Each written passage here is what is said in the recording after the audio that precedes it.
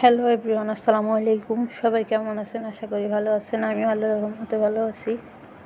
আজকে আপনাদের সাথে শেয়ার করব কীভাবে সহজেই চিকেন রোস্ট রান্না করা যায়। তো দেখেন, এখানে আমি 5 টুকরো মুরগির মাংস নিয়ে নিয়েছি, ছোট পিস করে। চাইলে আরও বড় করতে পারে। তো দেখেন, মশলাগুলো নিয়েছি: দুধ, লেবু, তারপর পেঁয়াজ, বেরেস্তার জন্য নিয়েছি। এখন আমি মুরগির মাংসগুলো হালকা একটু লবণ, হালকা একটু মরিচের গুঁড়ো দিয়ে মেখে 5 মিনিট রেস্টে রাখবো।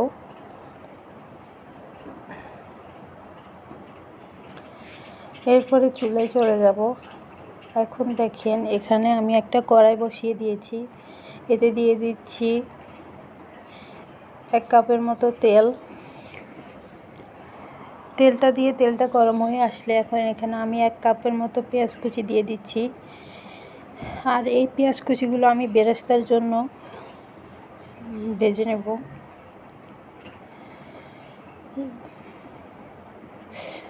2 থেকে 3 মিনিট এগুলো আমি নেড়ে চেড়ে ভেজে নেব। যেহেতু আমি এই পেঁয়াজ দিয়ে বেরেস্তা করব, সেহেতু এগুলো ভালোভাবে ভেজে একটা কালার আসা পর্যন্ত ভাজতে হবে আমাকে।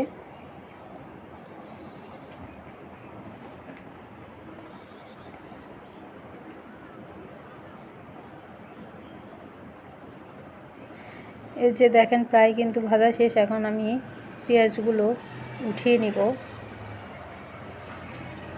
সবগুলো পেঁয়াজ উঠিয়ে নেওয়ার পর এবার সেই তেলে আমি মুরগির মাংসগুলো একটা একটা করে ছেড়ে দিব। এই পেঁয়াজ বেরেস্তার যে তেলগুলো, এই তেলগুলো মুরগির রোস্টগুলো ভাজলে অনেকটা সুন্দর ফ্লেভার আসে। এবার আমি মাংসের টুকরোগুলোকে এপিট ওপিট উল্টে ভালোভাবে একটু ভেজে নেব। আর এই রোস্টগুলো বেশি ভাজা যাবে না, হালকা ভাজতে হবে। কারণ বেশি ভাজলে এই রোস্টগুলোর ভিতরে মশলা ঢুকতে পারে না। তো দেখেন, আমার কিন্তু মাংসগুলো ভাজা শেষ। এখন আমি রান্নায় চলে যাব। তো এখানে প্রথমে আমি একটা কড়াই বসিয়ে দিয়েছি। এখন আবারও এতে দিয়ে দিচ্ছি কিছুটা তেল। দিয়ে দিচ্ছি পরিমাণ মতো কিছুটা পেঁয়াজ কুচি। হালকা একটু নেড়ে চেড়ে এতে আমি দিয়ে দিব এখন পেস্ট, আদা পেস্ট, জিরা বাটা, বাদাম বাটা, সব কিছু আছে এখানে। এখন আমি শুকনো উপকরণগুলো আগে দিয়ে দিচ্ছি। এখানে তেজপাতা দিয়েছি, 3-4টা এলাচ দিয়েছি, লং দিয়েছি 2টা, দারচিনি 3-4টা দিয়েছি।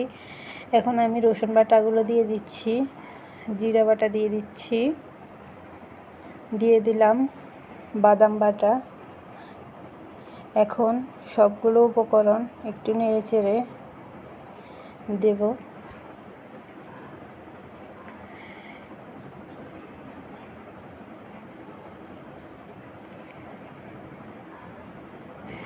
এরপর আমি এখানে দিয়ে দিচ্ছি 1/2 চামচের মতো হলুদের গুঁড়ো, 1 চামচ মরিচের গুঁড়ো,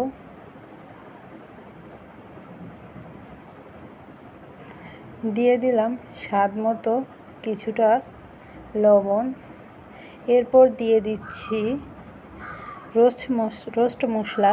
প্যাকেটের রোস্ট মশলাগুলো আমি দিয়ে দিচ্ছি পরিমাণ মতো।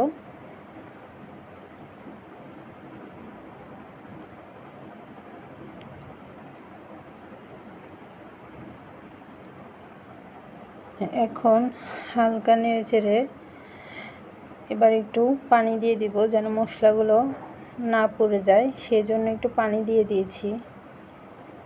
এখন 1-2 মিনিট কষিয়ে এবার আমি এখানে ভেজে রাখা মাংসের পিসগুলো এক এক করে দিয়ে দিচ্ছি।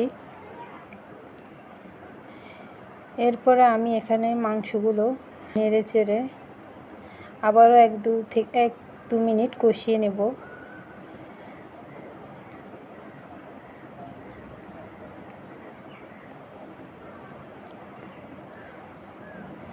এই যে 1-2 মিনিট কষানোর পরে এখন আমি দিয়ে দিচ্ছি দুধ। আর আমি এখানে আপনারা চাইলে টক দইও ব্যবহার করতে পারেন। যেহেতু আমার কাছে টক দই নেই সেহেতু আমি দুধ দিয়েছি, দুধের ভিতরে লেবু চিপে দিয়েছি।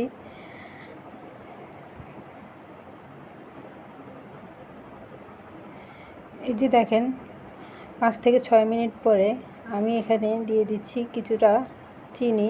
আর এই চিনি দিলে রোস্টের স্বাদটা আরও দ্বিগুণ বেড়ে যায়। এখন দেখেন আবারও 5 থেকে 6 মিনিট পর আবারও আসলাম। এখন কিন্তু আমার রান্না প্রায় শেষ। এখন আমি কয়েকটা কিশমিশ দিয়ে দিলাম, আলু বোখরা দিয়ে দিলাম, দিয়ে আবারও 2 থেকে 1 মিনিট রান্না করব এগুলো।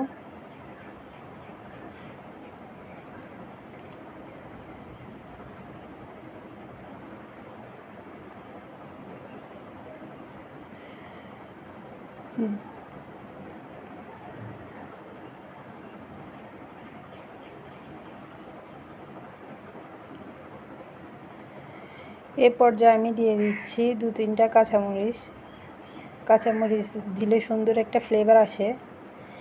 এই যে দেখেন 2-3 মিনিট পরে এখন আমার রান্না প্রায় শেষ। এখন আমি দিয়ে দিচ্ছি পেঁয়াজ বেরেস্তাগুলো। এখন আমার ফাইনাল লুকটা দেখেন কতটা সুন্দর হয়েছে, কতটা ইয়াম্মি লুক হয়েছে। আর আমি যেভাবে রোস্টটা রান্না করেছি আপনারা অবশ্যই বাসায় ট্রাই করবেন। আজ এই পর্যন্ত, আল্লাহ হাফেজ।